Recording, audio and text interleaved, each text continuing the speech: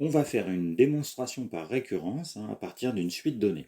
Donc j'ai une suite qui est définie par un plus 1 égale un facteur de 1 moins un et u0 égale 0,6. Et on veut montrer que pour tout n supérieur ou égal à 0, donc un est compris entre 0 et 1. Voilà. Alors du coup, ça, on va appeler ça la propriété Pn. Ça, c'est la propriété Pn. Donc, on va déjà initialiser, on va regarder ce qui se passe au rang 0. Au rang 0, U0, c'est 0,6. Donc, c'est bien compris entre 1 et 0. Entre 1 et 0. Voilà. Donc, P0 est vrai. Maintenant, on va prendre un nombre K appartenant à N et on va supposer, donc on suppose que PK est vrai. Donc ça veut dire qu'on suppose que UK est compris entre 0 et 1.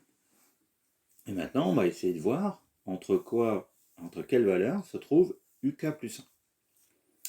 Alors, du coup, UK compris entre 0 et 1. Donc ça veut dire que si je continue, moins UK, plus petit que 0, plus grand que moins 1. Puisque je vais multiplier par moins 1, donc j'inverse les sens et les signes. Du coup, 1 moins UK, plus petit que 1, plus grand que 0. Et à côté de ça, on avait dit que UK est compris entre 0 et 1.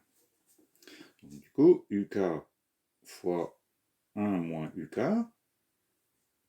sera également compris entre 0 et 1, puisque je vais multiplier deux nombres compris entre 0 et 1. Or, on sait que le produit de deux nombres compris entre 0 et 1, ça donne un nombre entre 0 et 1. Donc du coup, j'arrive à écrire que UK plus 1, puisque cette valeur-là, c'est UK plus 1, est comprise, la valeur de UK plus 1 est comprise entre 0 et 1. Donc ça veut dire que PK plus 1 est vrai. Donc après avoir supposé que PK est vrai, j'en déduis que PK plus 1 est vrai. Et du coup, quel que soit n supérieur à égal à 0, je peux en déduire que Pn est vrai, c'est-à-dire que Un est comprise entre 0 et 1.